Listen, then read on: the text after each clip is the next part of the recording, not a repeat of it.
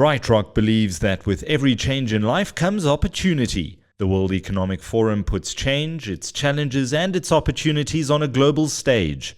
This World Economic Forum special edition BizNews podcast is illuminated by Brightrock, the first ever needs-match life insurance that changes as your life changes. Okay, Michael, so you've had day one, your first day in Davos. I know we're both a little bit tired, which is ridiculous because we've only been here, been in action for 24 hours, but that's the pace, isn't it? Yeah, it's relentless from the morning. They're just session after session, but it's been incredible so far and fruitful. And we got a little taste of home this morning, let's put it that way, meeting with the leader of Team South Africa here from the delegation, the head of the economic cluster. Not a very crowded room, just Mmamaloko Kubayi, the Human Settlements Minister, but an interesting message. What did you make of it this morning, Alec? Yeah, I think we need to explain this because people who've been to Davos before with the South African team have seen us, or those who followed over the years what has happened here. They will see for some years we used to sponsor as a country, as taxpayers, the bar at the Belvedere Hotel. Anybody who walked past could go in there and order a drink and the South African taxpayer paid. Okay, not such a good idea, but supposedly it got goodwill for us. The other thing was that this welcome cocktail at 7 o'clock in winter, in the usual time, January, is dark. It's dark. And South Africa being not the richest country of all, used to have these welcome, I can't call them a cocktail, but these welcome events, meet and greets, who's here from the SA delegation. They're miles away, right at the other end of town. So you'd have to get up pretty early, walk in the snow, sludge along there, and I guess that's why not everybody went to it. But this morning, there was no real excuse for anybody to miss it because it was 7 o'clock, the sun was up already, we had walking shoes, yet you're right. Okay, so who was there? The head of the investment bank at Investec. Multi-choice? Yeah, both Imtiaz Patel and Calvo, the CEO, they were there from Multi-Choice. But outside of that... The chief executive of the JSE? Of course, I apologize. Yeah, Leila Fourie. Yes. But outside of that was the private sector. Yeah. And the public sector, Patrick Lamini from Development Bank was there. And then there's a lady... and don't forget Brian Damas from African Rainbow Minerals. He's also private sector, yes. And he former Eskom chief executive. Quite a lot to talk about. But you interviewed her, the minister. I thought she came across well. Yes, I think she didn't shy too much away from the realities of South Africa. But, I mean, you're not going to come here and sell yourself short. You need to sell the country. So there was 0 point in harping on about the problems or the challenges, as government likes to say, that South Africa faces. I think she's wide awake to them. But she said we need to speak with one voice, and that's the purpose behind this morning's briefing, was to get everybody in the same room so that there's some sort of unity of purpose for why we're here, being able to speak with one voice. I heard... Leila Fourie, is that her name? The JSE executive, also saying the same thing. We know the narrative, the negative narrative of South Africa, but there's no point in coming here to sell that to international investors. It's got to be about looking forward, and that's exactly what Mmamaloko Kubayi tried to do this morning. Yeah, again, it's a very, very downscaled government representation here, and she explained it. I asked her, I said, Where's the president? Because the president's always here. Where's the finance minister? He's always here. Well, one day I suppose we'll have a she finance minister. And you'd have at least half a dozen cabinet ministers. This year she's on her own. And the reason is because of the postponement. The January Davos is in diaries. It's in concrete. That's when the trip to Switzerland happens. This one has been moved out to May. And there's many other things. In the South African Parliament at the moment, they have budget votes, and you can't have a vote on your department and not be there. So that's really part of the reason that she said. Also, Finance Minister was supposed to be here, Godonwana, but he had to go up to an Africa-related Finance Minister issue. But in a way, it's quite welcome to see South Africa tailoring its cloth according to its, I won't say its needs, but in this case, South Africa has taken a step back. It knew it wasn't going to be a big delegation. So it's a little room that's going to be Brand South Africa's house in one of the hotels here, but very close to the conference center. Not the much bigger, more expansive presence that we've seen in the past. But anyway, South Africa's here, and I don't know if we're going to be waving too many flags, because really the story of this Davos clearly is Ukraine. Yes, just about this room that Brand South Africa, Team South Africa has picked out. I think it's in keeping with South Africa's means at the moment. It is a sign of the times. It's not extravagant. It's not lavish. And as you say, it fits the needs of a much smaller, a shrunk delegation. But it certainly no is. No dinner this year, Mark. I mean, that was like Klaus Schwab used to always come to the South African dinner. It was a great festive occasion. You know, I'm just here for the free food, Alec. Well, maybe January we'll get them to feed us. Yeah, Ukraine is everywhere. It's one of the main themes of the turning point in history, which is the theme of the World Economic Forum this year. And we heard from President Zelensky. We've also heard from a number of prominent members of parliament from Ukraine, and of course the Klitschko brothers, Vladimir and Vitaly Klitschko.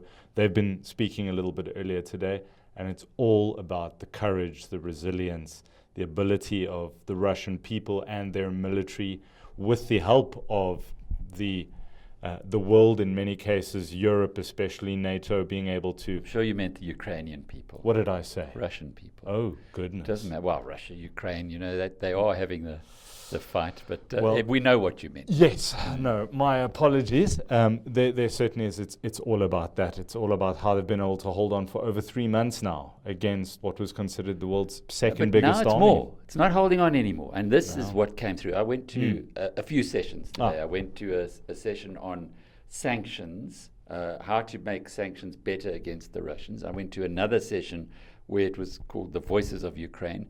And I've just come out of a session with 6 senators. Now, there are only 50 senators in America. 6 of them were there, and 1 member of Congress, of the House of Representatives. And it's a very clear story. They're talking about winning this war. They're not talking about holding off, getting peace. They are talking about the war being won at the point that Russia has been kicked out not only of the invasion that they've done recently, but from the 2014 invasions as well, which was where the Russians went into Ukraine and what they call the Donbas, into Crimea and what they call the Donbas. Now, this is a new story. The World Economic Forum is very strongly with Ukraine. Klaus Schwab, when he introduced Zelensky, the Ukrainian president, came to us via satellite. So he's still in Kyiv. But they've sent a delegation here. It seems like all of them are female, apart from the brothers, the boxers. Yeah. All the other MPs, the deputy prime ministers here, I saw in action a couple of times. Very impressive. She had people with her in the audience, so when there was a question that wasn't entirely on her remit, she was able to pass it on. But they are calling for a couple of things. They're calling for more military. They'll only win if they get military aid. The Americans, the senators, were very excited about the fact that they got the $40 billion through, and they know there's going to be another call for money for the Ukrainians. The West is pouring weapons now into Ukraine, and the Ukrainians, for the first time, are being properly armed. Remember, this war has actually been going on for 8 years. We only know it now because of the invasion, but now they're properly armed. They do believe they're going to win this war, which is a very different situation to in the initial stages, where it was just don't collapse, don't let the Russians take over Kyiv. And interestingly enough, the deputy prime minister, who, as you know, has got an unpronounceable name for us, was saying that when she traveled ahead of the invasion, they were given 3, maybe 4 days to hold out. So it is an extraordinary turn of events to sit here in Davos, come and see the mood here of the business community. On Wednesday, 100 CEOs have already signed a pledge. They call it CEOs for Ukraine, Western CEOs. The Western world's fully behind Ukraine, and South Africa's out of step on this one, badly. I noticed President Zelensky speaking about post-war reconstruction. The war hasn't yet been won, but they're talking about, he called it the patronage. Now, it's different to the South African patronage network that we think of, but to be a patron is for a country in Europe or to take over and partner with a city or a province or a part of Ukraine to help them in their reconstruction. He says, we will give you a tailor-made package, ways in which you can invest, ways in which you can assist Ukraine to get back on its feet. Because once you've been bombed back to the Stone Age, there's only one way, and that's up, and that's through investments. It's a hell of an opportunity, and Ukraine has realized that, and they're appealing to the world's powers to say, come and join us. They're confident they're going to win the war with they need long-range weapons, NATO-aligned weapons, they need financial assistance, and they need more biting sanctions. And they want every single bank to be sanctioned, Russian bank to be sanctioned. I heard that from the Klitschko brothers now. And they're saying, but time, this is time sensitive. We have many of the world's countries on board, but we're running out of time. Keep piling it in. You are still tuned in to the World Economic Forum Special Edition BizNews podcast, illuminated by Brightrock, the first ever needs-match life insurance that changes as your life changes. Yeah, they were running out of time because of the infamous ability of the West to switch its attention elsewhere. And that's the big thing. What is it also in the same vein, Mike? There is now a call by the Ukrainians to get the frozen assets of the oligarchs and start channeling that into Ukraine already to start the reconstruction side. So this is, let's look at it from a South African perspective. Politically, we've been really bad. We have aligned with the wrong people here. I know Cyril said we shouldn't take sides. Well, everybody else in the world has taken side against what was barbarism. But the second thing, ironically, this is a very positive thing for the South African economy, because even if Russia tomorrow were to declare peace, they will not be allowed to re-enter. And they have a lot of minerals and a lot of metals that only they in South Africa control the world supply on. And the most obvious of these is platinum and palladium, to a lesser extent palladium. But platinum, between South Africa and Russia, that's it. Palladium, you take Russia out of the question, it's really North America and South Africa who dominate.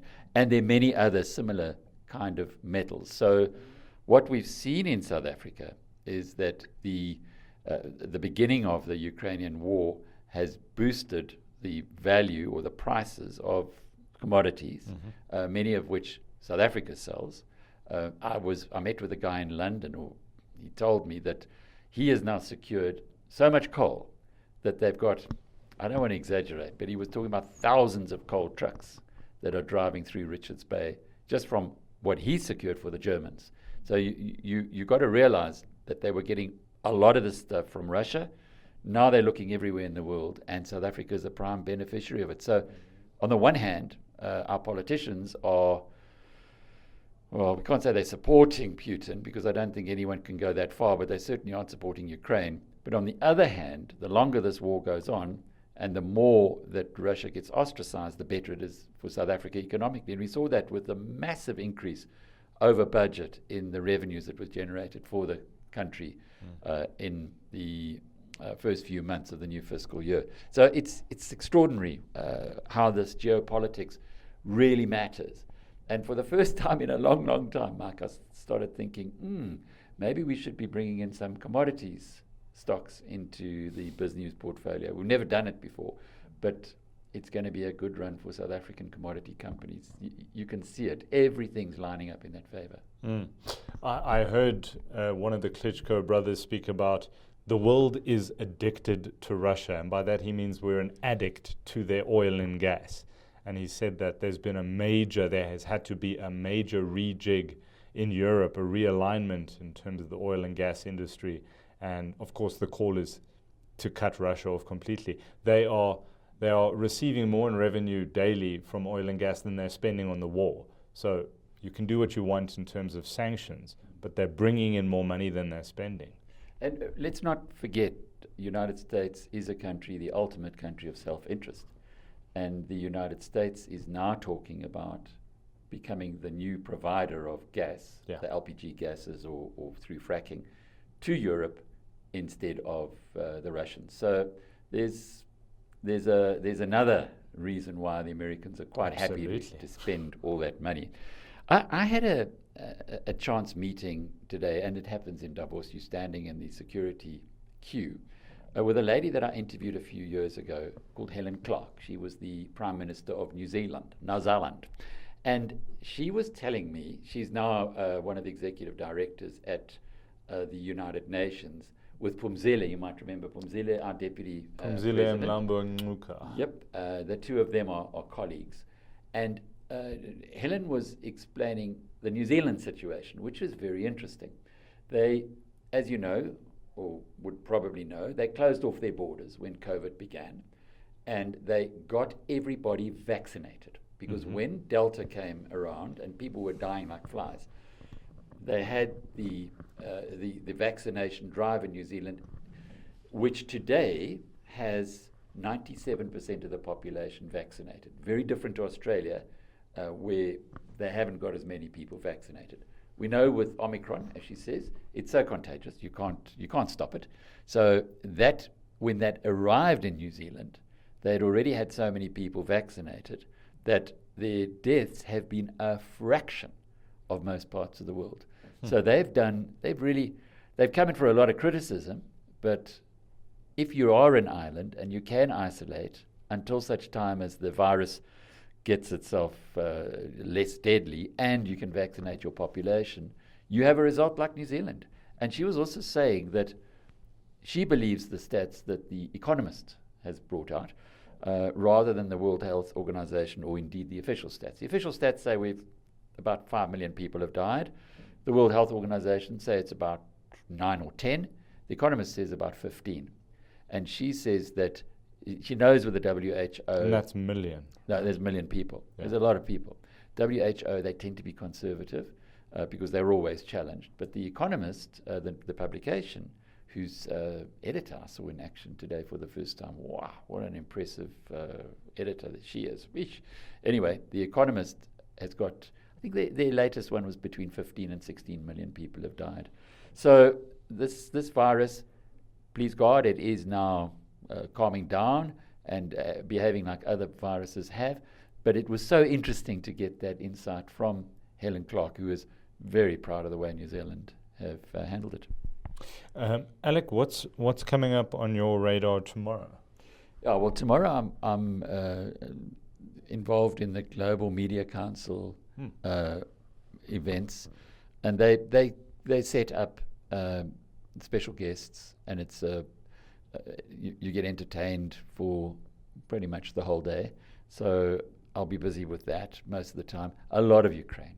The Klitschko brothers will be there to be interviewed, or well, not interviewed, but certainly we'll all be pinging questions at them. And then the MPs that we've seen, the Ukrainian women who've been much in evidence, they will also be there as well. So it's going to be very much a Ukraine session. I start looking at crypto on Thursday. And I've also tried to find a few other little sessions around, but it's all about Ukraine this year, which is so interesting, given the South African angle, both politically and economically. And what are you up to? So I'm going to meet with the chairman of the Davos Alzheimer's Collaborative. That's an event. It was supposed to be on Sunday. It got moved to Tuesday. So tomorrow I'm going to be interviewing the chairman of that. And as we spoke about on Sunday, it's about the equity in the research and the clinical trials around Alzheimer's, the disease. And it's going to be a fascinating conversation. I had a little bit of a background look into the chairman. Fascinating man. And the stats is what I'm going to push him on, and just how seriously the world is taking the burden of this disease. My other, I suppose, red letter event this week is, I mean, surprise, surprise, Davos is a relatively small town. It's the highest town in Europe. That's really its claim to fame, and of course the World Economic Forum. But it's now going to have the biggest research institute into artificial intelligence in the world. And they're launching that on Wednesday. So I'm going along to the town hall, see who the mayor of Davos is. He looks like a pretty young guy, and he's either late 20s or early 30s. And that's exciting for the people of Davos. And go along there and see where the heart of artificial intelligence is going to be for the world, they reckon. Interesting developments there. So from TB to AI. Eh? Yeah. And then in between we'll be, I'll be going to Meta. They've got a session with their chief, I think it's their chief technology officer, and Nick Clegg, who's the global communications guy. He used to be the deputy prime minister of the UK.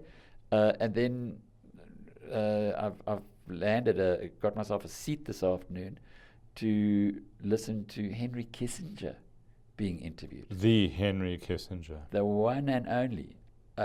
It's extraordinary what happens in this Davos. Also today, Michael, spent almost an hour, it was only supposed to be 10 or 15 minutes, with Ari Rotenbach, who's the new chief executive of ABSA. And I think, like a lot of people, he's a no-name brand. And when he was appointed, I thought, well, it looks like a good appointment because he's from within ABSA, which they haven't done for a while. They've been looking outside. And just talking to him, I could see he reminded me, I don't want to exaggerate, but very much like the